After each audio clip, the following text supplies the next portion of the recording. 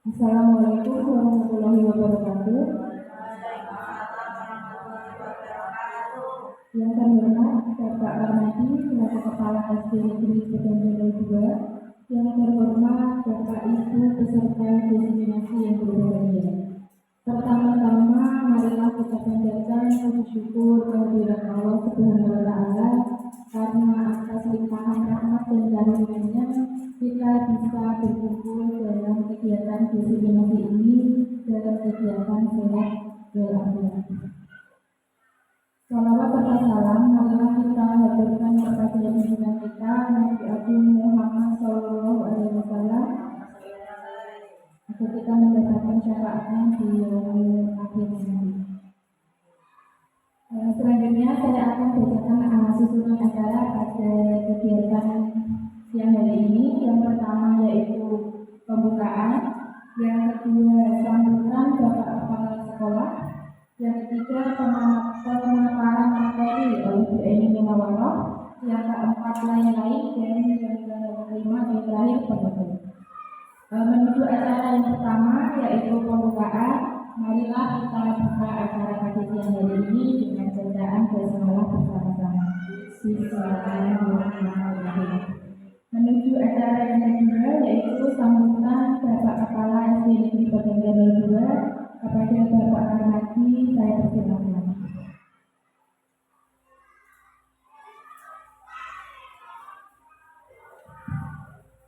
Assalamualaikum warahmatullahi wabarakatuh. Bismillahirrahmanirrahim. Alhamdulillahirabbil alamin. Wassalatu wassalamu ala asrofil anbiya'i wal mursalin sayyidina wa maulana Muhammadin wa ala alihi wa sahbihi ajmain. Pada yang terhormat Bapak Ibu guru SD Pekanbaru 2, pada siang ini marilah kita panjatkan puji syukur kehadirat Allah di mana telah memberi kita kesempatan bisa berkumpul dalam rangka aksi nyata modul 1.4 atas nama Bu Eni Munawaroh TGB calon guru pemuda angkatan 9 yang pada siang hari ini akan mengangkat sebuah topik budaya positif. Bapak Ibu yang saya hormati, di dalam penyebaran pemahaman dan pengalaman ini semoga bisa bermanfaat di SD Negeri 0 dan 02, bisa diaplikasikan, bisa diterapkan di dalam kelas Bapak Ibu masing-masing. Semoga dalam aksi nyata ini bisa bermanfaat dan berguna bagi kemajuan anak didik kita, terutama anak didik SD Pekanbaru 2. Demikian yang saya sampaikan. Akhirnya wassalamualaikum warahmatullahi wabarakatuh. Terima kasih Bapak Armadi atas sambutannya. Menuju acara yang selanjutnya yaitu yang ketiga, pemaparan materi oleh Bu Eni Munawaroh. Silakan Bu Eni.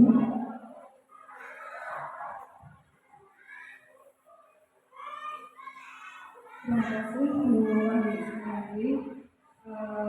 Selamat siang Bapak Ibu guru SD Pekanbaru 2 dan Bapak Armadi selaku Kepala Sekolah SDN Pekanbaru 2 beserta ibu-ibu guru dari SD Jenggolo dan ibu guru dari SDN Sekolah 01. Terima kasih atas kehadiran pada siang hari ini untuk melaksanakan kegiatan diseminasi aksi nyata modul 1.4 menyebarkan pemahaman dan penerapan pengalaman budaya positif. Ini saya sebagai calon guru penggerak angkatan 9 Kabupaten Pati mendapatkan tugas untuk menunjukkan semua ilmu yang saya dapatkan dari pendidikan guru penggerak. Di sini saya tidak akan Bapak Ibu tidak akan menggurui atau lebih lebih pintar dari Bapak Ibu guru semua, bukan. Tapi di sini saya hanya ingin berbagi ilmu, ingin sharing dari ilmu yang sudah saya dapatkan di pendidikan guru tunggal. Terima kasih saya ucapkan kepada Bapak Ibu guru semua karena sudah meluangkan waktunya untuk menghadiri kegiatan diseminasi saya hari ini. Perkenalkan yang paling ujung pojok sana adalah Bapak Sujaryono SPD sebagai fasilitator saya dan juga teman-teman CGD Angkatan 9 kelompok A dan B Bapak Ibu. Terus di sebelah kirinya ada Ibu Di Andayani SPD sebagai pengajar praktik dan alhamdulillah ini masih di sekitar tugas bekerjanya di SD sekitar Margorejo, Kecamatan Margorejo, yaitu di Jatirejo. Dan saya sendiri sebagai CGT Angkatan 9.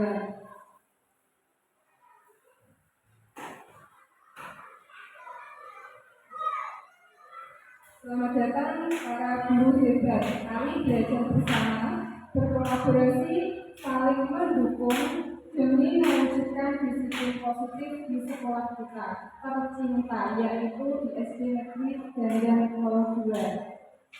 Tujuan untuk kegiatan diseminasi hari ini yaitu yang pertama, peserta dapat memahami konsep-konsep budaya positif. Yang kedua, peserta dapat menerapkan budaya positif di lingkungan sekolah masing-masing.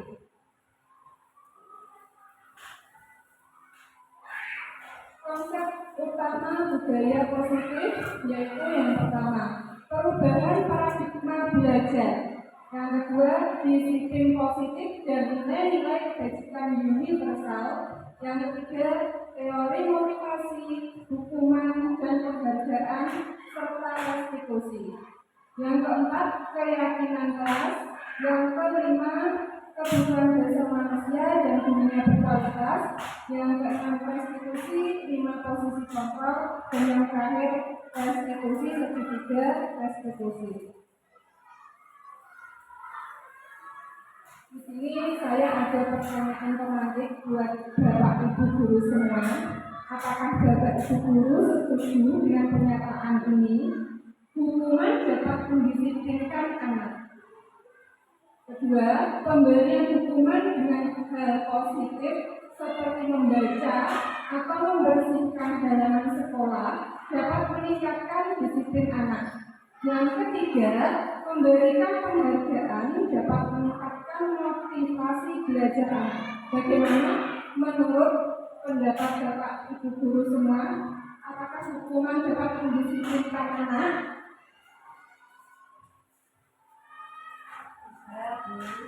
Bagaimana betul?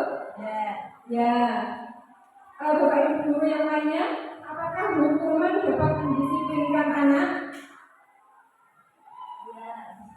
Ya, UKS, belum? Ya, Pak Haji, apakah hukuman dapat mendisiplinkan anak? Belum tentu. Bu Siti? Ya, Bapak Maji, apakah hukuman dapat mendisiplinkan anak? Yes. Ya, Bu Yani, apakah hukuman dapat mendisiplinkan anak? Belum tentu, ya.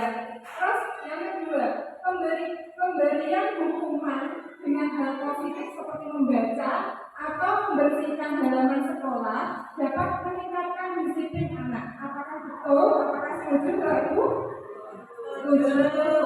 Ya, banyak yang menjawab setuju ya. Terus yang ketiga, memberikan penghargaan dapat meningkatkan motivasi belajar anak. Setuju? Setuju, ya. Jawaban Bapak Ibu semua silakan disimpan terlebih dahulu ya. Mari kita simak, nanti Bapak Ibu guru semua akan mengetahui jawabannya. Nah, di sini ada perubahan paradigma. Perubahan paradigma belajar. Pembelajaran dengan paradigma baru merupakan pembelajaran yang dirancang berdasarkan prinsip pembelajaran berdiferensiasi, sehingga peserta didik dapat belajar sesuai dengan kebutuhan berdasarkan perkembangannya untuk mewujudkan profil belajar Pancasila. Di sini profil belajar Pancasila ada 6 elemen. Yang pertama yaitu beriman bertakwa kepada Tuhan yang Maha Esa dan berakhlak mulia. Terus yang kedua ada berkebinekaan global. Yang ketiga bergotong royong. Yang keempat ada kreatif. Yang kelima bernalar kritis, dan yang keenam ada mandiri. Nah, di situ program paradigma belajarnya itu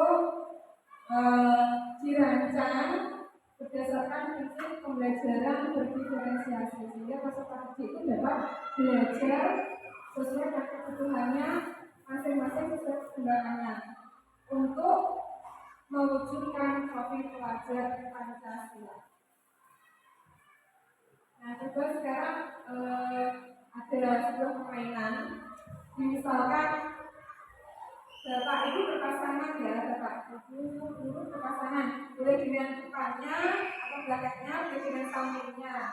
Nah, misalnya Bapak Risma bertugas sebagai A ya. Nah, A ini merupakan tangan.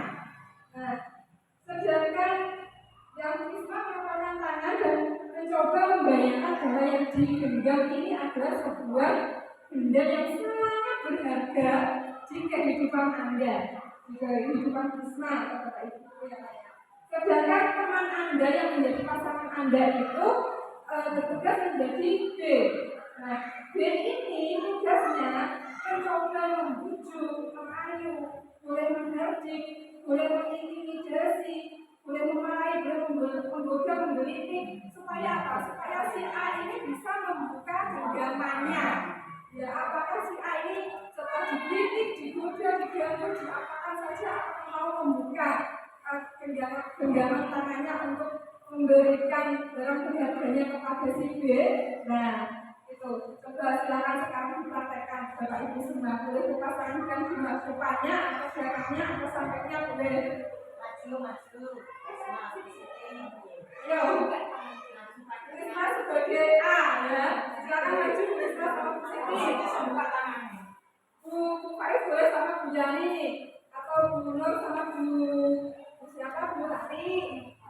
Berarti sama-sama maju atau Bu Nur?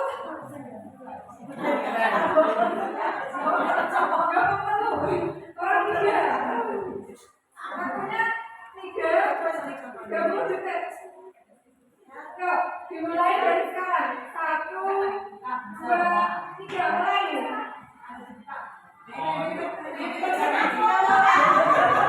Boleh dikritik, boleh dikritik.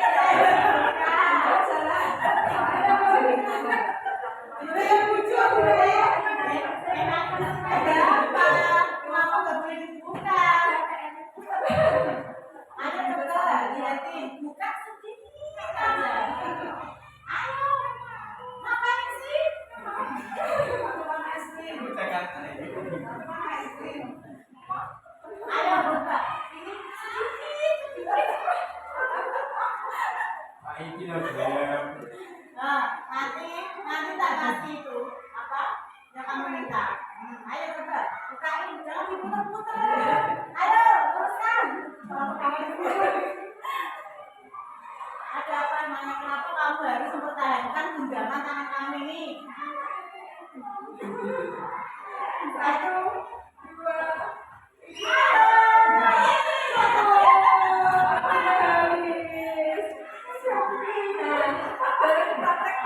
Bu Siti sama Bu Bayu Ismayani, kira-kira bagaimana pendapat Bapak Ibu? Apakah Bu Bayu Ismayani tadi setelah diganggu, digoda, mau membukakan tangan, genggaman tangannya? Masih jual mahal. Masih jual mahal Bu Risma. Nah ya. Terus tadi, oh iya, kita bergantian ya Bu Risma sama Bu Siti. Coba sekarang gantian.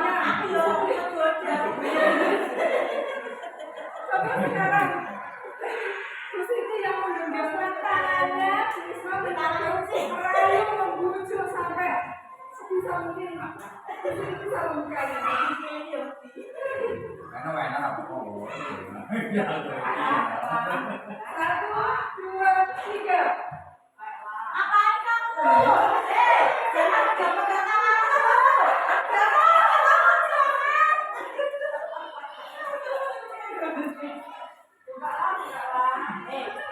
Jangan lepaskan. Udah mau.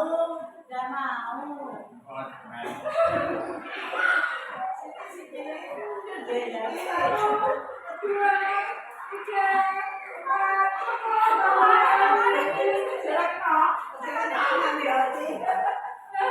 Bu, Bapak Ibu bagaimana? Bapak Ibu Bapak itu juga mau membuka tangannya atau bagaimana? Masih tetap dengan mempertahankan dalam keluarganya ya. Nah, dalam kegiatan ini sesungguhnya siapa yang memegang kendali atau kontrol untuk membuka atau menutup kepala tangan tersebut? Siapa Bapak Ibu? Iya, betul Bu Yani. Diri sendiri yang memegang kendali atau kontrol untuk membuka atau menutup kepala tangan tadi, kepala tangan Risma ataupun Bu Siti tadi adalah yang diri sendiri, diri Risma sendiri dan diri Bu Siti sendiri. Mau dibujuk seberapapun, mau dikasih apapun, mau dikritik, mau dikasih, tetap mempertahankan pendiriannya. Nah, itu posisi kontrol ada di diri kita sendiri. Miskonsepsi tentang teori kontrol. Yang pertama, ilusi guru mengontrol murid. Yang kedua, ilusi bahwa semua pengeluaran positif efektif dan bermanfaat. Ilusi membawa kritik dan membuat rasa bersalah, mampu menguatkan karakter. Yang keempat, ilusi bahwa orang dewasa tidak memaksa.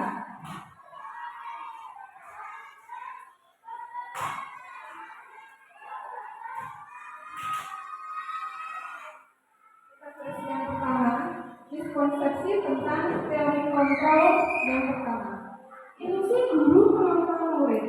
Pada dasarnya, kita tidak dapat memaksa murid untuk berbuat sesuatu jika murid tersebut memilih untuk tidak melakukannya. Walaupun tampaknya guru sedang mengontrol perilaku murid. Demikian terjadi karena murid sudah mengizinkan dirinya untuk dikontrol oleh gurunya.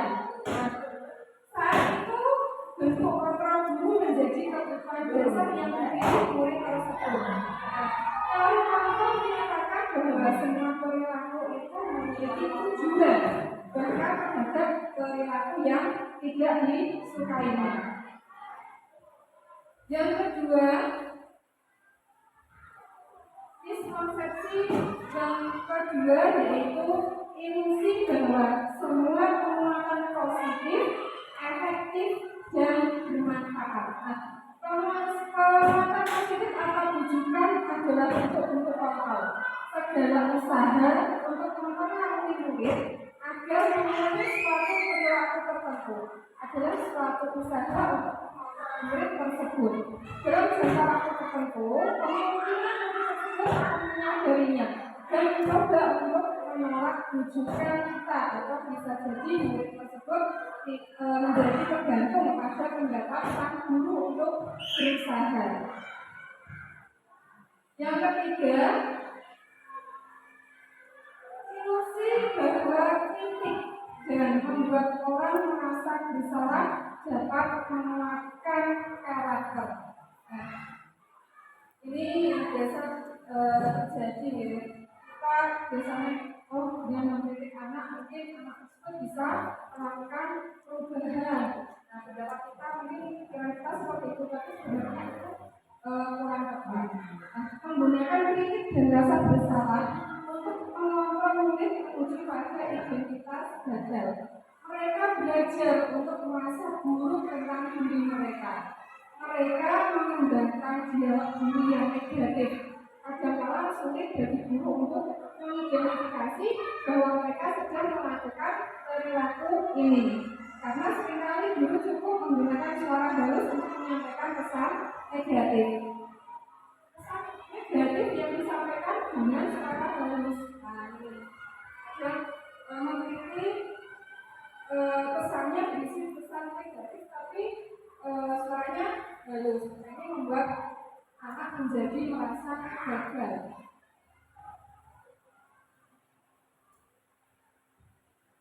Yang selanjutnya yaitu yang keempat, ilusi bahwa orang dewasa memiliki hak untuk memaksa. Nah, kita ini sebagai guru, bukan hanya kita ya, bahkan orang dewasa dimanapun selalu percaya bahwa mereka atau kita ini memiliki tanggung jawab untuk membuat murid-murid berbuat hal-hal tertentu, membuat murid-murid untuk melakukan sesuatu keinginan yang kita inginkan. Nah, apapun yang dilakukan dapat diterima selama ada sebuah kemajuan berdasarkan sebuah pengukuran kinerja. Nah, pada saat itu pula orang dewasa akan menyadari bahwa perilaku memaksa tidak akan efektif untuk jangka waktu panjang dan sebuah hubungan permusuhan akan terbentuk.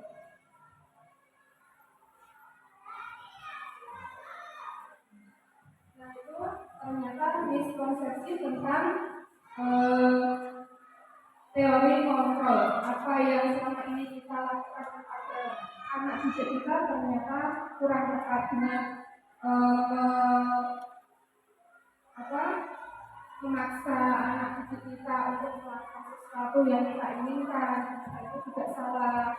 Terus kita mengkritik peserta didik, memberi rasa bersalah kepada peserta didik supaya tujuannya untuk melakukan peserta didik, tapi ternyata salah. Nah, ternyata semua hal yang kita lakukan selama ini peserta didik itu kurang tepat ya kita itu.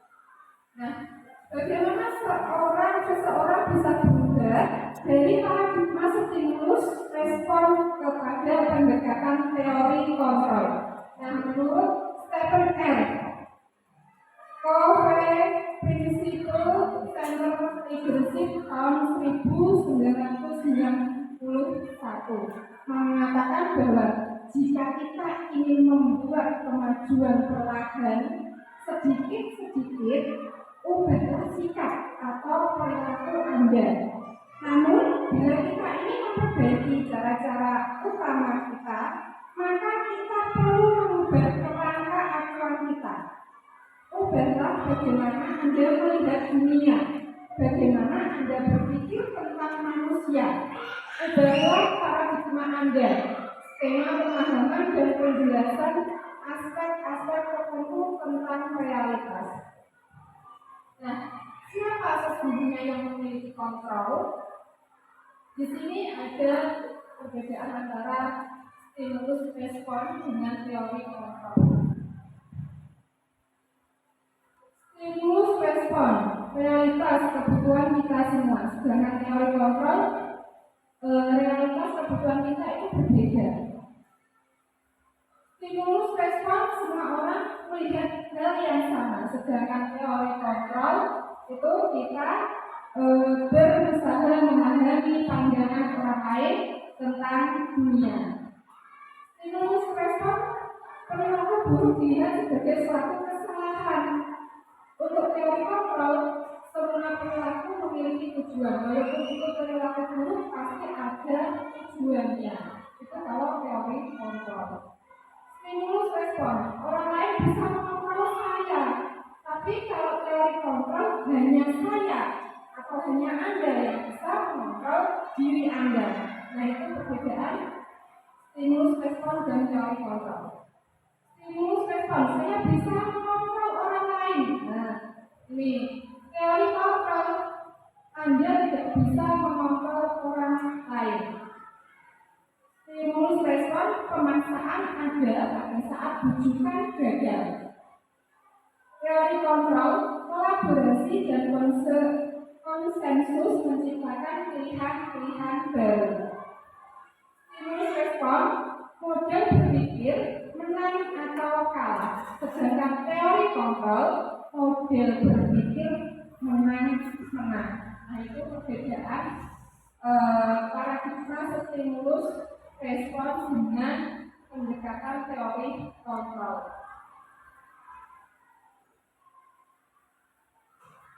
Sekarang disiplin positif. Disiplin itu berasal dari kata disiplin yang artinya belajar. Disiplin mengacu pada disiplin diri yang memiliki tanggung jawab. Terhadap apa yang dilakukannya berdasarkan nilai-nilai yang diyakini. Disiplin positif merupakan salah satu cara penerapan disiplin yang bertujuan untuk menumbuhkan kesadaran serta memberdayakan peserta didik tanpa imbalan penghargaan atau reward, ancaman atau hukuman. Nah, kita sebagai pendidik, tujuan kita itu adalah menciptakan peserta didik yang memiliki disiplin diri sehingga mereka berperilaku mengacu kepada nilai-nilai kebajikan universal dan memiliki motivasi intrinsik dalam perubahan perilaku ke arah yang lebih baik.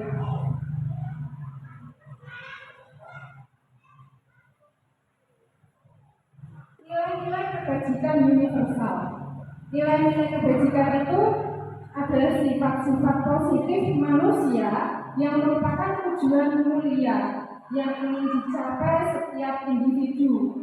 Nilai-nilai tersebut bersifat universal dan lintas bahasa, suku bangsa, agama maupun latar belakang. Setiap perilaku atau perbuatan memiliki suatu tujuan menurut Dr. William Glasser pada teori kontrol pada tahun 1984. Dengan memegang nilai-nilai kebajikan yang diyakini seseorang, maka motivasi intrinsiknya akan terbangun sehingga menggerakkan motivasi dari dalam untuk dapat mencapai tujuan mulia yang diinginkan menurut Gianni Gosen 1998. Nah, nilai-nilai kebajikan yang ingin dicapai oleh setiap anak Indonesia itu kita kenal dengan profil pelajar Pancasila. Nilai-nilai tersebut di antaranya yaitu yang pertama, tapi yang pertama sudah saya sebutkan ya, Bapak Ibu, ada beberapa nilai yang terkandung dalam profil pelajar Pancasila. Yang pertama yaitu beriman, bertakwa pada Tuhan Yang Maha Esa dan berakhlak mulia. Yang kedua, mandiri. Yang ketiga, bernalar kritis. Yang keempat, kebenekaan global. Yang kelima, bergotong royong. Dan yang terakhir, kreatif. Kebutuhan dasar manusia. Kebutuhan dasar manusia adalah segala sesuatu yang kita lakukan untuk mendapatkan apa yang kita inginkan. Seluruh tindakan yang kita lakukan memiliki tujuan tertentu dan semua usaha terbaik yang kita lakukan adalah dalam rangka agar kebutuhan dasar kita terpenuhi dengan baik. Nah, ini di sini ada 5 kebutuhan dasar manusia. Yang pertama, bertahan hidup. Bertahan hidup di sini gambarnya adalah sebuah rumah. Ya. Rumah itu digunakan manusia untuk bertahan hidup. Di dalam rumah juga ada makanan, ada pakaian, tempat tinggal, keamanan dan kesehatan. Terus yang kedua, kebutuhan dasar manusia yang kedua yaitu kasih sayang dan rasa diterima. Di sini ada rasa diterima, rasa dipedulikan, berbagi, jadi bagian kelompok dan kerjasama. Yang ketiga, kebutuhan dasar penguasaan. Di sini ada rasa harga diri, keinginan untuk dianggap dan memimpin serta berprestasi dimotivasi, diakui, dan didengar. Kebutuhan dasar manusia yang keempat yaitu kebebasan. Kita ini memiliki kebebasan, yaitu mandiri, memiliki pilihan, mencoba hal baru, dan mampu mengendalikan arah dunia. Yang terakhir, kebutuhan dasar yaitu kesenangan. Kita bisa mendapatkan kebutuhan dasar kesenangan itu bisa dengan cara bernyanyi atau humor, antusiasme, dan tertawa. Yaitu 5 kebutuhan dasar manusia. Nah, sudah saatnya untuk bikin supaya tidak bosan karena waktunya sudah siang, sudah lapar, sudah ngantuk, ya kan? Silakan Bapak Ibu berdiri semua. Bisa geser ke kanan atau ke kiri, setidaknya tidak berada di bangku, di meja atau di kursi Bapak Ibu supaya semangatnya muncul kembali.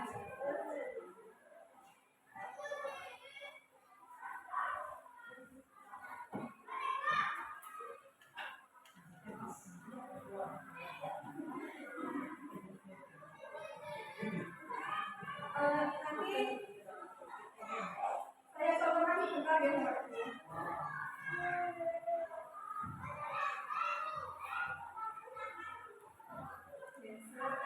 Geser kanan, putar balik ke depan, geser kiri, tangan digulung-gulung, maju ke depan, putar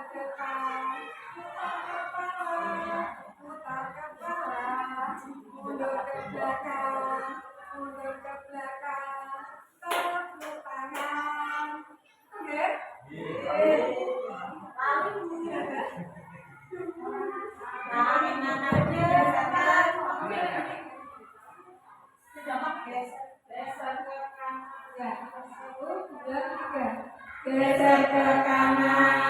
Geser ke kanan, bahu diputar, geser ke kiri, tangan digulung, maju ke depan, kepala diputar, mundur ke belakang, mari tepuk tangan. Terima kasih Bapak Ibu, silakan duduk kembali. Sudah senang kembali ya Bapak Ibu? Jangan nyantok ya.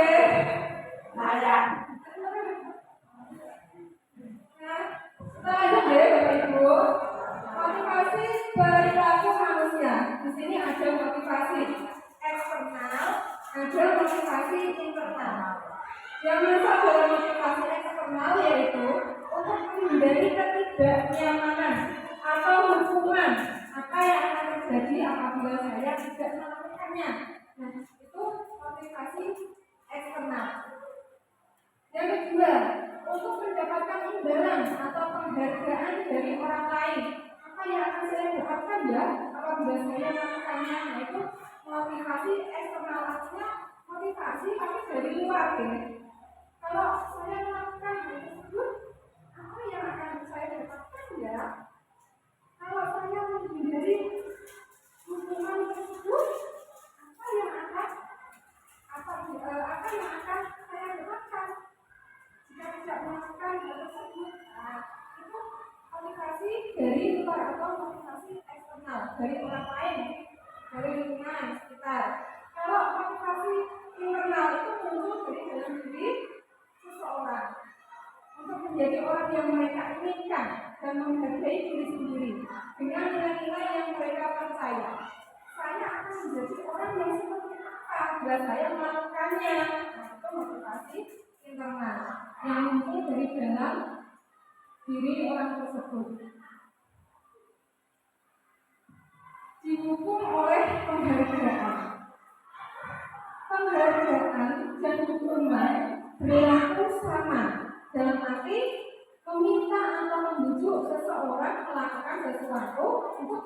memenuhi suatu tujuan tertentu dari orang yang meminta atau membujuk.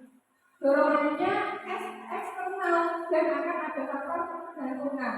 Nah, ini ada beberapa dampak dari pemberian penghargaan menurut Alficon tahun 1993. Yang pertama, pengaruh jangka pendek dan jangka panjang. Yang kedua, penghargaan mendukung. Yang ketiga, penghargaan mengurangi ketepatan. Yang keempat, penghargaan tidak efektif.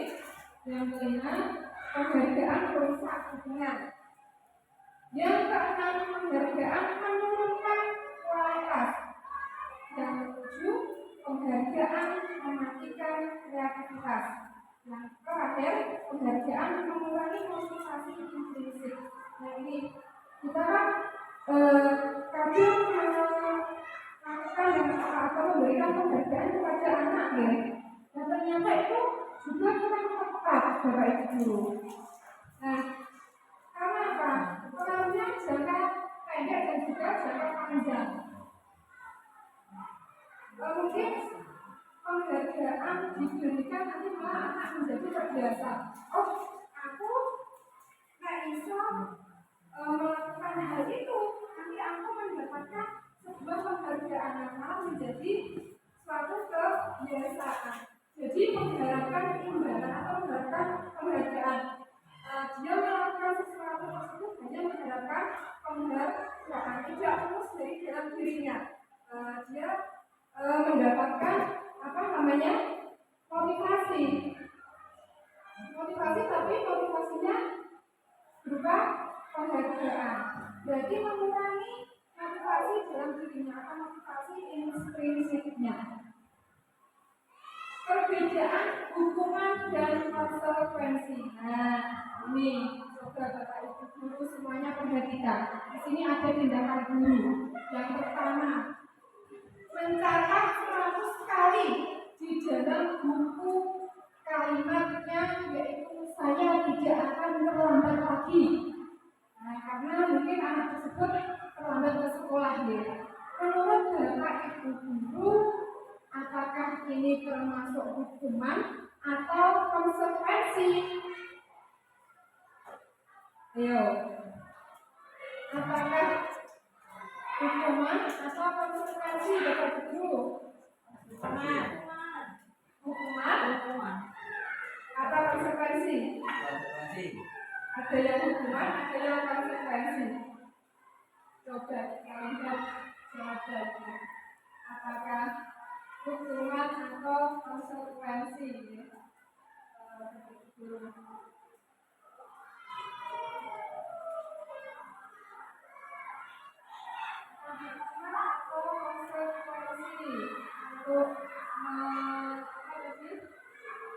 Nah, ternyata hukuman. Terus yang kedua tadi, ada lari mengelilingi lapangan basket 2 kali karena terlambat hadir di sekolah. Apa Bapak Ibu? Hukuman. Ya betul. Terus murid diminta untuk push up 15 kali karena tidak menggunakan masker ke sekolah. Itu juga merupakan hukuman. Terus menggantikan kertas tugas rumah yang telah dicoret-coret. Menggantikan kertas rumah yang sudah dicoret-coret. Hukuman atau konsekuensi? Konsekuensi betul, karena dia sudah melakukan tindakan tersebut, dia harus tanggung jawab untuk mengganti kertas yang telah dicoret-coret. Terus membersihkan membersihkan tumpahan air di meja tulis karena tersenggol pada saat belajar. Kira-kira apa Bapak Ibu? Konsekuensi, betul sekali.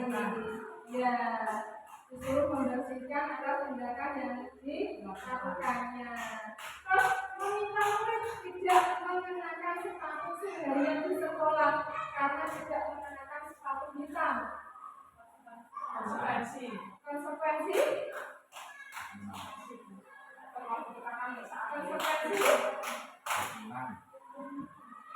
hukuman ya Bapak Ibu, karena anak tersebut tidak memakai sepatu hitam, akhirnya anak tersebut dihukum untuk tidak memakai sepatu seharian. Nah itu hukuman. Terus yang terakhir,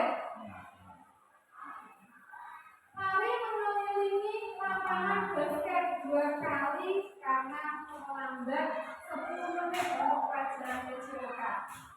Hukuman atau konsekuensi? Hukuman konsekuensi, karena terlambat akhirnya disuruh keliling lapangan 2 kali. Itu tindakan guru yang termasuk hukuman atau konsekuensi. Sekarang perbedaan hukuman dan konsekuensi. Nah, hukuman itu sesuatu yang menyakitkan yang harus terjadi, sedangkan konsekuensi sesuatu yang harus terjadi karena apa? Karena sebuah tindakan yang sudah dilakukan. Terus yang kedua, hukuman itu membuat anak sakit fisik maupun hati. Itu untuk jangka waktu yang lama Bapak Ibu hukuman. Kalau konsekuensi membuat anak merasa tidak nyaman dalam jangka waktu yang pendek, hanya pada saat itu saja. Karena dia sudah melakukan kesalahan, akhirnya dia harus mendapatkan konsekuensi. Misalnya mengganti guru yang dilakukan atau tadi membersihkan meja yang ketumpahan esnya. Kalau hukuman anak bisa menjadi benci dengan kedisiplinan. Terus konsekuensi anak malah bisa menghargai kedisiplinan. Sedangkan hukuman itu menurut anak menjadi sebuah paksaan ya. Kalau konsekuensi adalah stimulus atau tanggapan. Hukuman dapat mendorong anak menyakiti dirinya sendiri. Sedangkan konsekuensi mendorong anak agar mudah menyesuaikan diri. Hukuman konsep diri yang buruk, sedangkan konsekuensi konsep diri yang baik. Kalau hukuman anak bisa belajar untuk menyembunyikan kesalahannya, karena dia takut, oh nak aku konggo, aku makhluk, jadi aku dapat hukuman, anak aku mengenai gitu. Tapi kalau konsekuensi anak bisa belajar mematuhi peraturan yang ada. Hukuman membuat anak marah, membuat anak merasa bersalah, terus membuat anak juga merasa dipermalukan, merasa tidak dihargai. Sedangkan konsekuensi itu kehilangan hak, dibuat tidak nyaman, diasingkan untuk sementara. Itu perbedaan hukuman dan konsekuensi. Nah sekarang kita saatnya tentang restitusi. Apa itu restitusi? Restitusi adalah proses menciptakan kondisi bagi murid untuk memperbaiki kesalahan mereka sehingga mereka bisa kembali pada kelompok mereka dengan karakter yang lebih kuat. Nah, restitusi juga merupakan proses kolaboratif yang mengajarkan murid untuk mencari solusi untuk masalah mereka dan membantu murid berpikir tentang orang seperti apa yang mereka ingin menjadi atau tujuan mulia dan bagaimana mereka harus melakukan orang lain. Itu menurut dosen tahun 2004. Ini ada ciri-ciri dari restitusi. Ciri-ciri dari restitusi yaitu yang pertama bukan untuk menghapus kesalahan, namun untuk belajar dari kesalahan. Yang kedua, memperbaiki hubungan. Yang ketiga, tawaran bukan paksaan. Restitusi memenuhi untuk melibatkan dalam diri. Terus yang selanjutnya, restitusi itu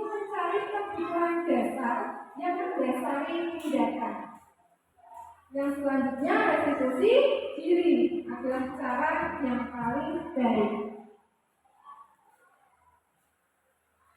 Yang ketujuh, restitusi fokus pada karakter bukan tindakan.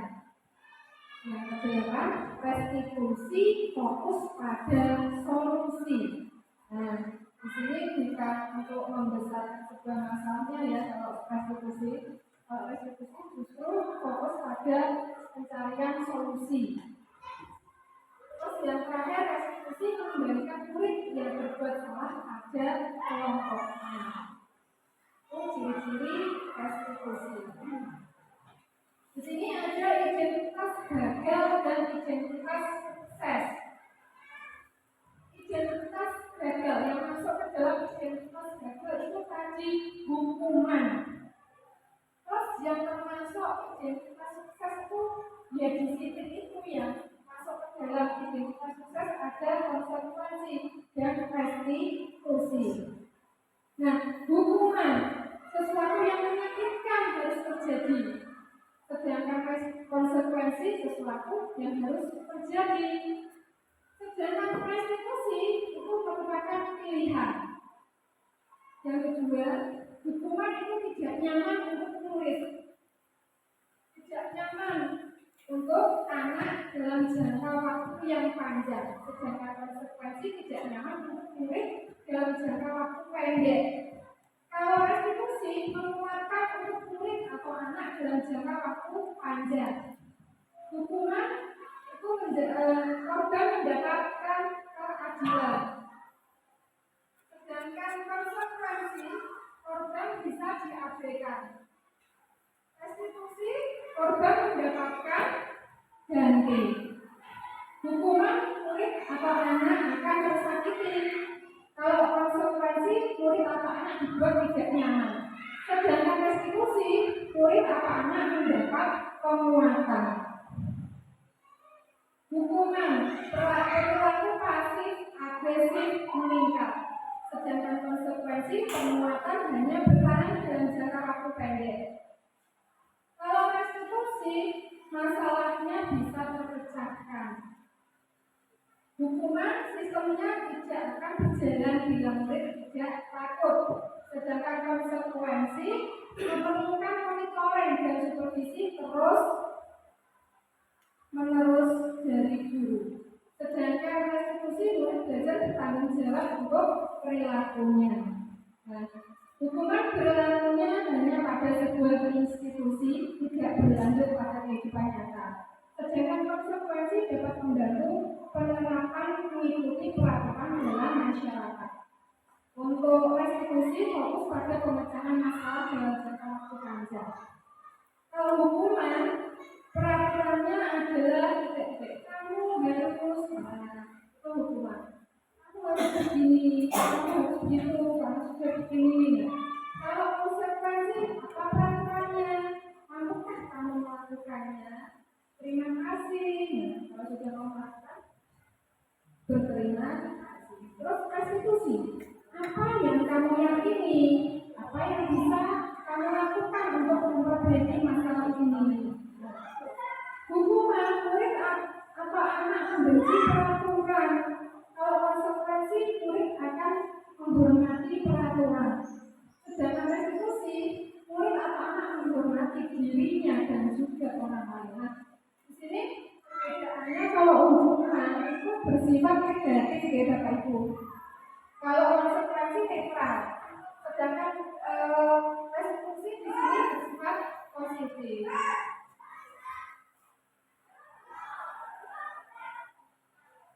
Nah, di sini ada perbedaan hukuman, konsekuensi dan juga restitusi. Kalau hukuman tidak berencana atau terjadi dengan begitu saja atau tiba-tiba. Sedangkan konsekuensi itu berencana akan disepakati sesuai aturan. Jika melakukan kesalahan ini harus bagaimana, harus sudah ada kesepakatan bersama. Sedangkan restitusi proses menciptakan kondisi bagi murid untuk memperbaiki kesalahan. Untuk hukuman murid tidak tahu apa yang akan terjadi. Kalau konsekuensi murid tetap dibuat tidak nyaman. hukuman bersifat satu arah, sedangkan konsekuensi itu sikap guru selalu memonitor murid. Sedangkan hukuman berupa hukuman fisik bisa, psikis juga bisa. Kalau restitusi prosesnya kolaboratif yang mengajarkan murid untuk mencari solusi sendiri. Kalau dia melakukan kesalahan, membuat masalah, dia harus bisa mencari solusi sendiri. Ini bisa kita memberikan pertanyaan kedua anak yang melakukan kesalahan tersebut ya restitusi. Nah, sekarang saya kelas hukuman dan penghargaan. Mengapa tidak peraturan saja? Mengapa harus keyakinan kelas? Nah, ini ada beberapa contoh. Mengapa kita memiliki peraturan harus menggunakan helm jika mengendarai kendaraan roda 2? Mengapa Bapak Ibu? Supaya aman. Kalau berkendara di jalan bisa melindungi kepala kita. Entah itu dari sengatan matahari, entah itu ya kita tidak tahu namanya orang itu kadang ada hambatan di jalan, ya. Makanya kalau ya kadang-kadang kalau bisa tidak usah ya. Ada yang jatuh terus kepalanya kan bentur karena tidak menggunakan helm. Nah itu alasannya apa harus menggunakan helm saat berkendara mengendarai roda 2. Yang kedua, kenapa kita memiliki peraturan 3M? Menggunakan masker, mencuci tangan, dan menjaga jarak 1,5 meter. Kenapa Bapak Ibu? Supaya sehat, supaya penyakit kita itu tidak masuk ke perut kita saat kita memegang makanan yang akan kita makan. Terus, mengapa kita memiliki peraturan harus datang tepat waktu pada saat mengikuti pelatihan? Kenapa Bapak Ibu? Supaya tidak malu, bisa. Supaya tidak tertinggal untuk mengikuti materi dalam pelatihan. Terus untuk mendukung motivasi intrinsik kembali ke nilai-nilai atau keyakinan lebih menggerakkan seseorang dibandingkan mengikuti serangkaian peraturan. Jika kita mengetahui alasannya kenapa kita harus melakukan hal seperti itu, ya. Jadi alasan-alasan tersebut memiliki atau terkandung nilai-nilai positifnya, nilai-nilai yang diperlukan. Nah, di sini ada sebuah apakah di sini peraturan atau keyakinan? Menurut Bapak Ibu guru semuanya, yang hijau ini apakah peraturan atau keyakinan kelas? Yang mana menurut Bapak Ibu guru yang keyakinan kelas atau yang peraturan? Yang hijau saya bacakan. Datang tepat waktu, mengucapkan salam. Yang kedua, menjaga kebersihan sekolah. Yang ketiga, berdoa sebelum dan sesudah kegiatan. Yang keempat, aktif dalam pembelajaran. Yang terakhir, tertib. Menurut Bapak Ibu semua, apakah itu keyakinan atau peraturan? Peraturan. Ya, peraturan. Kalau yang di sebelah ini ya, Ibu yang warna-warni ini ya. Nah, ini bagaimana kami bersikap di kelas? Nah, di sini ada yang pertama. Kami menjaga ketertiban dan kebersihan kelas setiap saat. Yang kedua, kami belajar dengan antusias dan penuh percaya diri. Yang ketiga, kami senantiasa menghormati guru dan mengasihi sesama. Yang keempat, kami bersaudara dan saling membantu jika ada teman yang memerlukan bantuan. Nah, Bapak Ibu, bagaimana yang kedua ini? Apakah peraturan atau keyakinan? Peraturan? Bagaimana Bu? Keyakinan, Risma. Berarti peraturan. Yang lain, Bapak Ibu? Keyakinan, betul. Keyakinan. Ya. Yang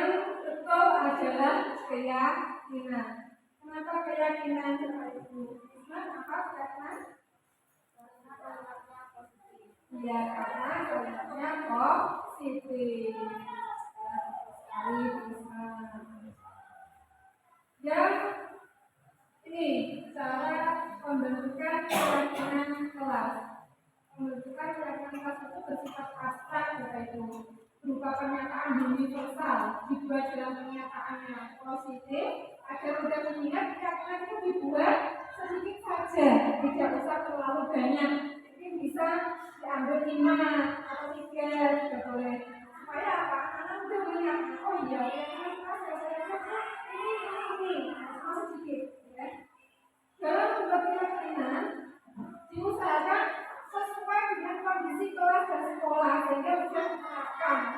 Biar kita itu tidak merasa kesulitan untuk melaksanakan keyakinan kelas tersebut. Nah, yang terakhir, dalam pembuatan keyakinan kelas, semua warga sekolah harus dilibatkan.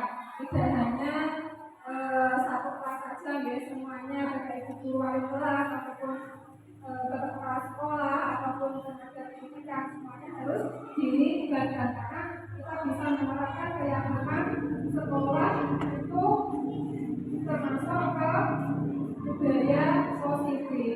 Jika semuanya melakukan keyakinan kelas, maka budaya positif akan berjalan dengan baik dan akan menciptakan lingkungan yang positif. Nah, di sini ada 5 posisi kontrol guru. Yang pertama, guru itu sebagai penghukum. Yang kedua, guru sebagai pembuat merasa bersalah. Yang ketiga, guru sebagai teman.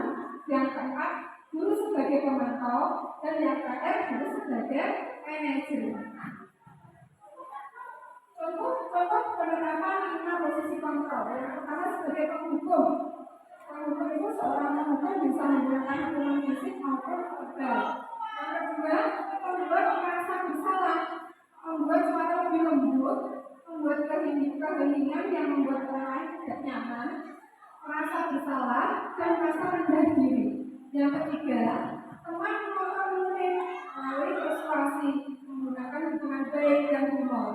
Dan yang keempat, yaitu sebagai pemantau, mengawasi, bertanggung jawab dan perilaku orang-orang atas perilaku orang-orang yang diawasi. Yang terakhir, sebagai manajer, mentor, mempersilahkan murid mempertanggungjawabkan perilakunya, mendukung murid agar menemukan solusi atas permasalahannya sendiri. Nah, di sini ada identitas gagal, ada identitas berhasil atau sukses, ada identitas berhasil atau sukses atau kontrol diri, ya. Yang pertama, motivasi, identitas gagal, kontrol dari luar, menghindari hukuman, penghukum dan membuat orang merasa bersalah.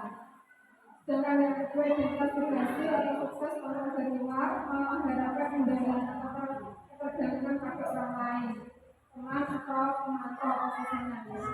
Identitas berhasil atau sukses, kontrol diri, menghargai diri sendiri, yaitu melalui posisi kontrol sebagai manajer. Penghukum, guru berbuat dengan misalnya dengan cara menghardik, menunjuk tunjuk. Kamu itu ya, menghardik. Kamu malas, kamu mana? Itu penghukum. Dia bisa bisa menyakiti, bisa menyindir si anak tersebut. Nah, itu kalau penghukum. Membuat orang merasa bersalah, berceramah dan mengatakan seharusnya kamu begini, seharusnya kamu begini. Nah, itu kecewa dengan sikap kamu. Itu sebagai pembuat rasa bersalah. Kalau posisi sebagai teman, itu membuatkan alasan-alasan untuk murid. Oh iya, tidak apa-apa. Besok ya mungkin jangan lagi ya. Nah, sebagai teman. Kalau sebagai pemantau, guru itu menghitung dan mengukur. Sedangkan sebagai manajer itu mengajukan pertanyaan. Nah, guru berkata, kalau kamu tidak melakukannya, awas ya, rasakan ya, itu hukuman. Sedangkan membuat orang merasa bersalah dengan kalimat seperti ini.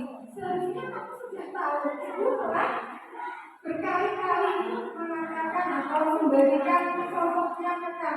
itu lelah sekali.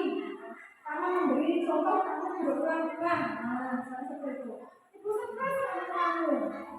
Kalau tenang, ayolah lakukan demi ibu.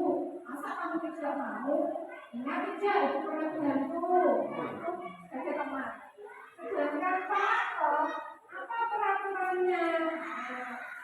Terus untuk posisi sebagai manajer, apa yang kita yakini, apa yang bisa kau kerjakan untuk memperbaiki masalah ini. Sedangkan hasilnya dari penghukum, anak malah bisa memberontak, menyalahkan orang lain, terus bisa juga berbohong. Tapi kalau membuat orang merasa bersalah, dia bisa menyembunyikan masalahnya, menyangkal dan juga berbohong. Sedangkan posisi sebagai teman menjadi ketergantungan. Jadi kalau belum jadi kok, kalau kancaku jadi kok gak apa-apa gak berat terus iki menjadi ketergantungan. Terus pemantau, posisi sebagai pemantau, menyesuaikan diri bila diawasi. Manajer itu bisa menguatkan pribadi si anak dengan melalui mungkin kalimat-kalimat yang positif, kalimat-kalimat yang membantu. Nah, kaitan dengan dunia berkualitas. Murid meletakkan guru di luar dunia berkualitas. Sedangkan itu yang menghukum ya. Sedangkan guru membuat orang merasa bersalah, itu murid meletakkan guru di dalam dunia berkualitas. Sedangkan posisi guru sebagai teman, murid meletakkan guru di sebagai orang yang sangat penting di dunia berkualitas. Sedangkan sebagai pemantau, murid itu meletakkan guru peraturan dan hukum di dunia berkualitas. Sedangkan sebagai manajer, murid meletakkan dirinya sebagai individu yang positif dalam dunia berkualitas. Nah, murid berkata, biarkan saja, nanti juga marah-marah lagi. Nanti kalau diberi hukuman sama bapak ibu guru. Sedangkan kalau di bapak ibu guru membuat anak tersebut merasa bersalah, anak tersebut merasa apa? Takut minder mungkin ya. Maafkan saya Pak, maafkan saya Bu. Jadi takut. Kalau teman, nah ini anak bisa seperti ini. Saya pikir bapak atau ibu teman saya, ternyata begitu. Nah, bisa menunjukkan hal seperti itu. Sedangkan posisi guru sebagai pemantau bisa seperti ini. Berapa banyak tempat yang saya harus peroleh Pak atau Bu ya biasanya memantau murid-muridnya untuk memberikan reward sebuah bintang atau beberapa bintang ya. Nah, berapa banyak yang harus saya tulis? Nah, itu sebagai pemantau. Sedangkan sebagai manajer itu bisa menguatkan pribadi si anak dengan melalui mungkin kalimat-kalimat yang positif, kalimat-kalimat yang membantu. Nah, kaitan dengan dunia berkualitas. Murid meletakkan guru di luar dunia berkualitas. Sedangkan itu yang menghukum ya. Sedangkan guru membuat orang merasa bersalah, itu murid meletakkan guru di dalam dunia berkualitas. Sedangkan posisi guru sebagai teman, murid meletakkan guru di sebagai orang yang sangat penting di dunia berkualitas. Sedangkan sebagai pemantau, murid itu meletakkan guru peraturan dan hukum di dunia berkualitas. Sedangkan sebagai manajer, murid meletakkan dirinya sebagai individu yang positif dalam dunia berkualitas. Nah, murid berkata, biarkan saja, nanti juga marah-marah lagi. Nanti kalau diberi hukuman sama bapak ibu guru. Sedangkan kalau di bapak ibu guru membuat anak tersebut merasa bersalah, anak tersebut merasa apa? Takut minder mungkin ya. Maafkan saya Pak, maafkan saya Bu. Jadi takut. Kalau teman, nah ini anak bisa seperti ini. Saya pikir bapak atau ibu teman saya, ternyata begitu. Nah, bisa menunjukkan hal seperti itu. Sedangkan posisi guru sebagai pemantau bisa seperti ini. Berapa banyak tempat yang saya harus peroleh Pak atau Bu ya biasanya memantau murid-murid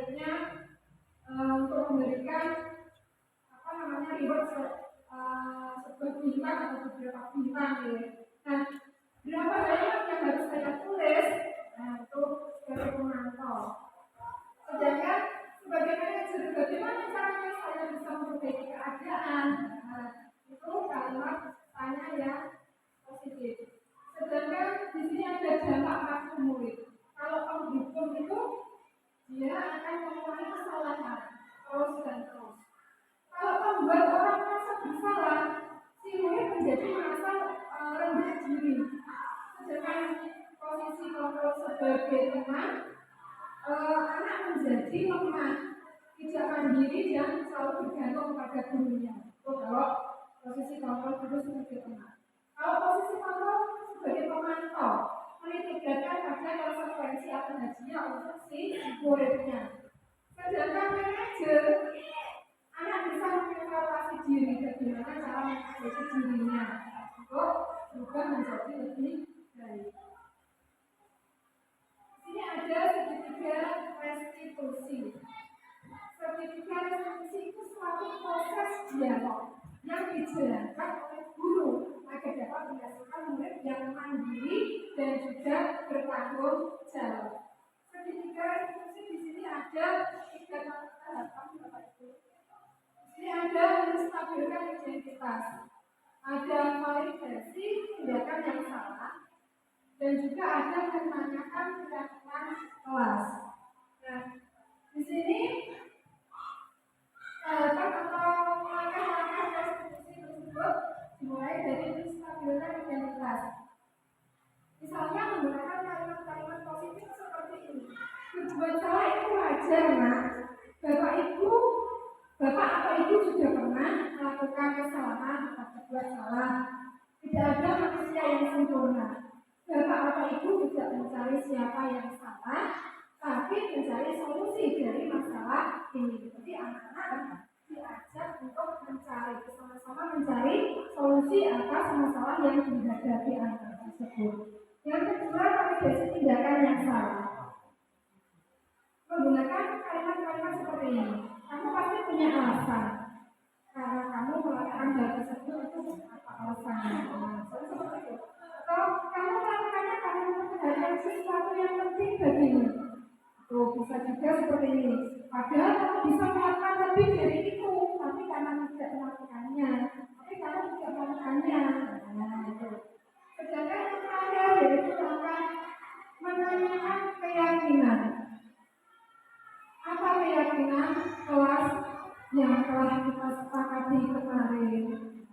Nilai-nilai apa yang telah disepakati bersama? Seperti apa kelas ideal menurutmu? Kamu ingin jadi orang yang seperti apa? Kalimat tanya yang diberikan kepada anak yang berbuat salah. Sekarang ini ada ini praktik penerapan segitiga restitusi yang sudah saya lakukan kemarin. Ada 2 skenario permasalahannya. Yang pertama ini pada saat jam istirahat ada anak-anak yang sedang bermain bola di lapangan. Ini yang kasus pertama nih. Pada saat jam istirahat, Fadil dan teman-temannya sedang asik bermain bola di halaman sekolah. Karena terlalu asik bermain bola, Fadil tidak melihat kalau ada beberapa teman perempuan yang berlarian melewatinya. Tanpa disengaja, Fadil menendang bola dan mengenai perut salah satu teman perempuannya yang bernama Nista. Nista pun menangis dan merasa kesakitan. Karena saya melihat kejadian tersebut, saya berusaha menolong Nista dan mengajaknya ke UKS untuk diobati. Nah, saya juga menyuruh si Fadil dan teman-temannya tadi yang sudah melakukan kesalahan ya, untuk menunggu saya di kantor dengan tujuan menyelesaikan masalah dengan cara restitusi. Nah, ini ada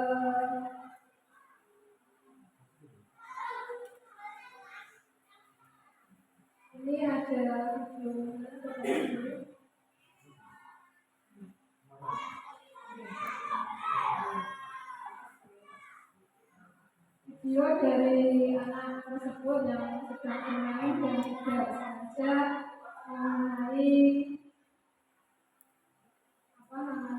perut salah satu temannya.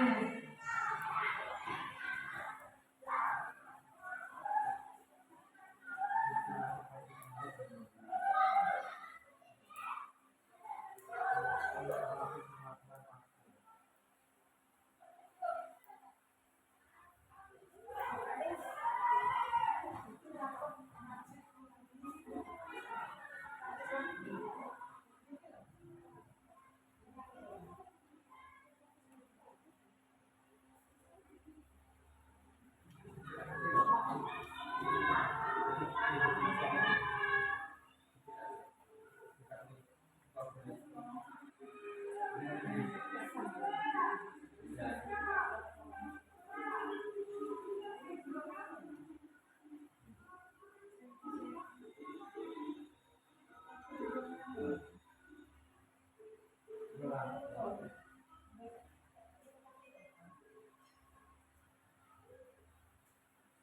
di sini anak-anak yang melempar bola tendang bola tadi dengan tidak sengaja saya ajak ke UKS, sedangkan anak yang menendang bola tidak sengaja tadi saya suruh masuk ke ruang kantor untuk menunggu saya. Saya mengajak mereka untuk menyelesaikan masalah yang mereka hadapi. Di sini saya menggunakan segitiga restitusi. Nah, sebentar itu saya mencarikan videonya lagi karena sudah saya rekam juga, tapi mungkin suaranya kurang keras.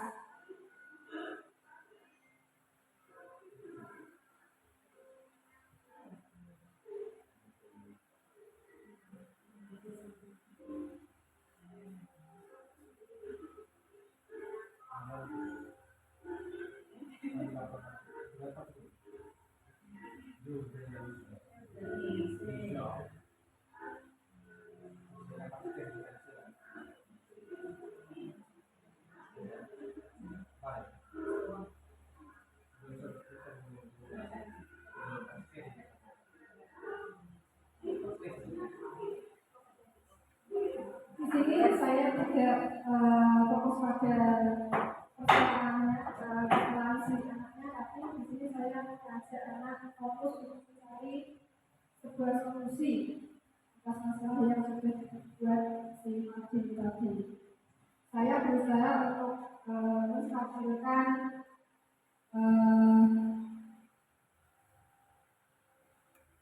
menstabilkan identitas dulu ya, yaitu sesuai dengan langkah-langkah restitusi tadi. Menstabilkan identitas, setelah itu validasi tindakan yang salah, dan juga saya menanyakan keyakinan kelas yang sudah kita sepakati bersama. Untuk pembahasan kasus yang pertama, yaitu saya sebagai posisi kontrol sebagai manajer. Alasannya yaitu mengingatkan kesalahan dan mencari solusi dengan melaksanakan segitiga restitusi. Nah, langkah-langkah restitusi yaitu validasi tindakan yang salah. Seperti tadi saya mengambil si Fadil dan juga Rizaki untuk menceritakan masalah yang terjadi, dan yang kedua menstabilkan identitas melalui penyampaian bahwa semua orang itu pernah melakukan kesalahan karena manusia itu tidak ada yang sempurna, dan saya mengajak Fadil dan juga Rizaki untuk mencari solusi atas kesalahan yang diperbuatkan. Yang terakhir saya melakukan menanyakan keyakinan kelas yang sudah disepakati bersama antara saya dan juga mereka. Keyakinan kelas yang telah dibuat bersama, dan juga bertanya apakah sifatnya mau memperbaiki tindakannya. Ini saya mengambilkan anak yang sudah tidak sengaja terkena lemparan bola yang sudah seperti tadi.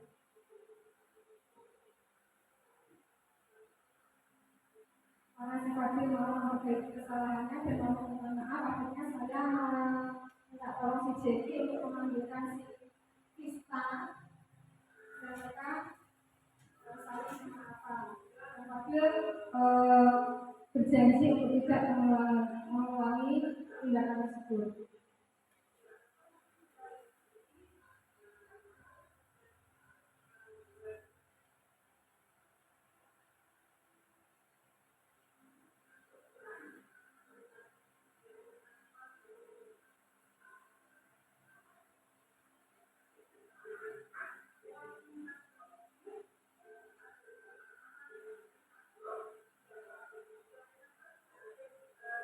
Keyakinan kelas itu tidak dikerjakan atau tidak dilakukan hanya di kelas Bapak Ibu, tapi juga di lingkungan sekolah supaya tercipta lingkungan atau budaya positif di lingkungan sekolah.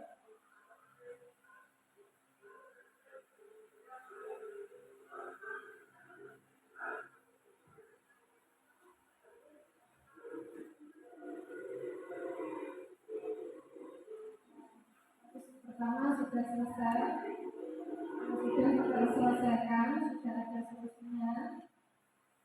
Ini tadi juga pembahasannya ke kasus pertama itu sudah. Ini ada kembali atau tanggapan dari si Fadil karena sudah melakukan kesalahan.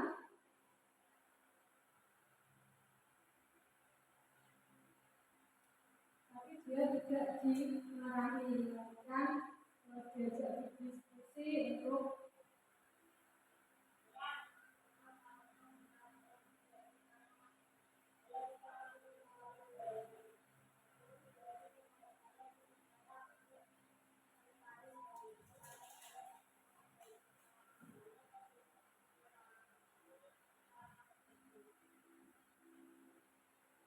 itu tanggapan dari anak karena walaupun melakukan kesalahan tapi tidak dimarahi, tidak langsung dimarahi, namun di sini diajak berbicara mencari sama-sama mencari solusi. Nah, ini ada kasus kedua. Ketika jam istirahat, anak-anak masih bermain di halaman sekolah. Saat saya mau ke kelas, saya melihat ada salah satu anak yang duduk di atas pohon sambil melihat teman-temannya bermain. Anak tersebut bernama Satya. Dengan santainya, dia duduk dan menikmati angin sepoi-sepoi. Namun, Satria tidak memahami jika tindakannya itu termasuk tindakan yang tidak sopan dan tidak menghargai temannya yang duduk di bawah. Saya mendatangi Satria dan mengajak berkomunikasi dengan tujuan untuk mencari solusi atas tindakan yang dibuat menggunakan segitiga restitusi. Nah ini ada videonya juga itu.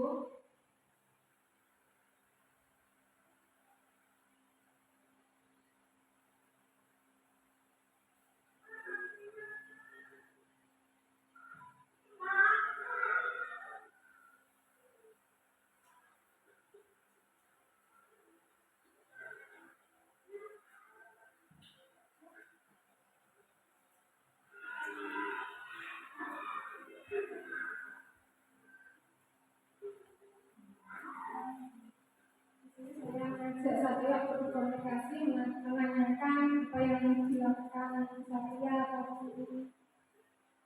Dia melakukan hal tersebut pasti ada alasannya. Dan di situ saya sudah menggunakan tiga restitusi.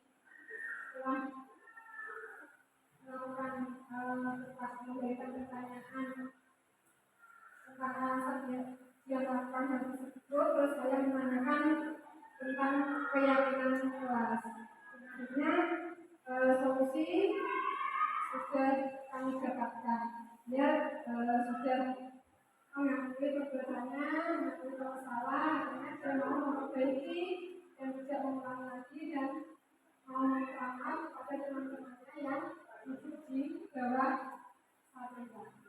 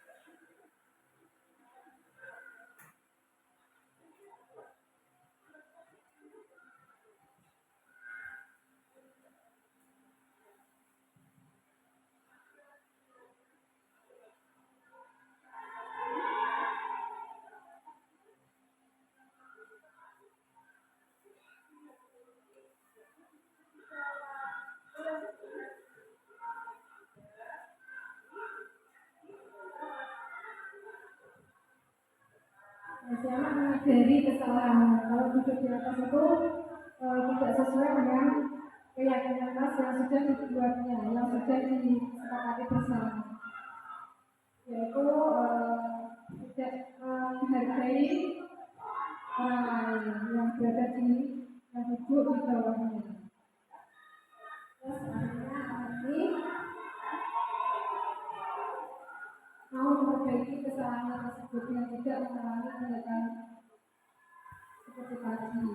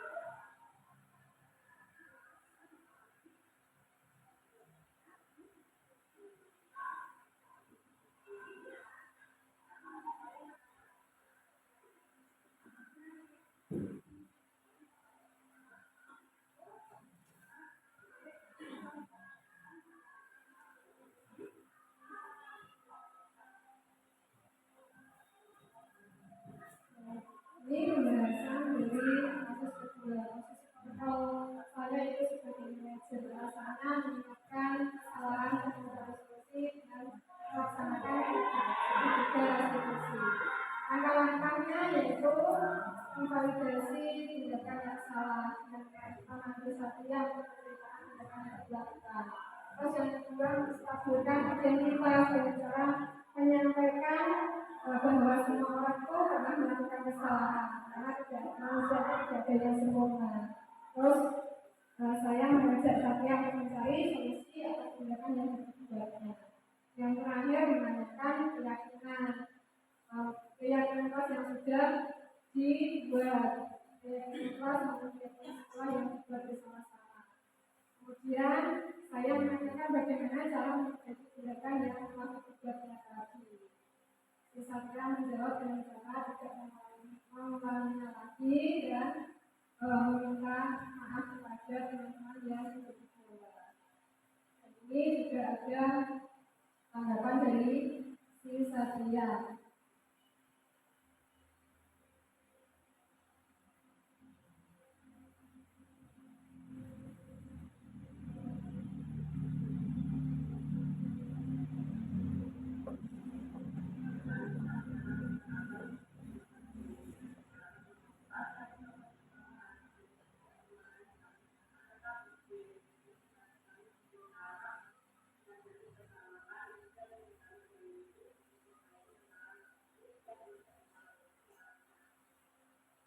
Nah, itu tanggapan si Satria atas tindakan yang dibuatnya, tapi si guru tidak langsung memarahinya, diajak ngobrol untuk menyadari kesalahannya dan mencari solusi secara bersama-sama. Nah, ini ada beberapa dokumentasi penerapan budaya positif yang telah saya lakukan di lingkungan sekolah, yaitu seperti baris sebelum masuk ke dalam kelas, terus membaca doa dan asmaul husna sebelum belajar sesuai dengan jadwal ya, karena sudah dibuat jadwal.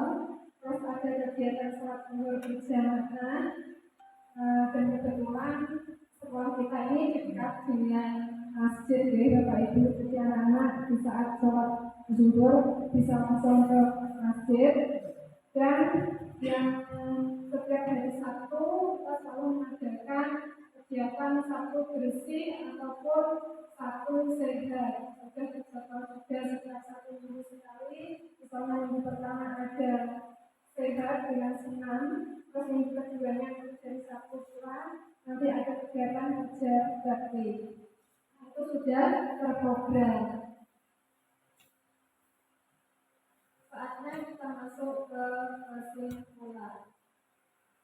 Nah, di sini ternyata hukuman itu tidak dapat mendisiplinkan anak. Justru hukuman dapat menjadikan anak membenci kedisiplinan. Dengan keyakinan kelas atau sekolah yang dijalankan seluruh warga sekolah dapat mewujudkan budaya positif di sekolah. Posisi kontrol guru sebagai manajer dapat menyadarkan murid atas kesalahan yang diperbuat dan dapat memotivasi murid untuk melakukan perbaikan. Pemecahan masalah dengan menggunakan segitiga restitusi dapat menumbuhkan kemandirian dan rasa tanggung jawab anak atas tindakan yang telah diperbuat. Penutup, alhamdulillah. Boleh ya sebelum saya tutup, saya memberi sedikit pantun untuk Bapak Ibu guru semuanya. Hari Minggu pergi ke pasar, beli buku di toko kreatif. Tugas guru bukan hanya mengajar, juga perlu tanamkan budaya positif. Terima kasih Bapak Ibu guru semua atas kerjasamanya, atas waktu yang sudah diluangkan untuk mengikuti kegiatan destinasi saya. Semoga ilmu yang saya dapatkan dari pendidikan program guru penggerak ini dapat bermanfaat kepada Bapak Ibu guru semua dan dapat diterapkan di sekolahnya masing-masing. Dan di sini ada Bu Siti, Bu Nur, Pak Haji, Bu Yani, yang kalau Bu Tati dari segi usia sudah tidak bisa ya Bu Tati. Karena masih SMP ikutlah dengan program pendidikan guru penggerak. Ayo Bu Siti, semangat. Bisa ini yang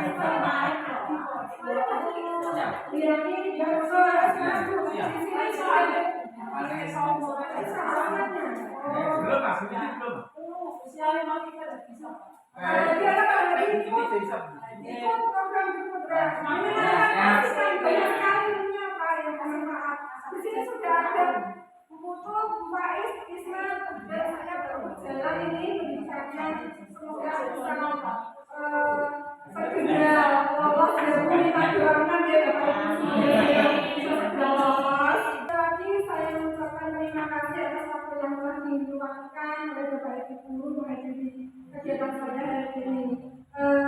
Apabila dalam penyampaian materi penindasan diskriminasi modul 1.4 tentang budaya positif ini ada kekurangan, ada kekeliruan, ada tutur kata ataupun sikap saya yang kurang berkenan di hati panjenengan semuanya, saya minta maaf yang sebesar-besarnya. Akhirnya Assalamualaikum warahmatullahi wabarakatuh.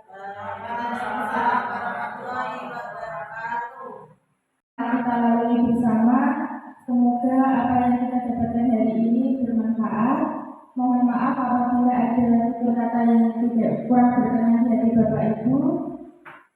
Selanjutnya mari kita tutup acara pada siang hari ini dengan bacaan hamdalah bersama-sama. Alhamdulillahirrahmanirrahim.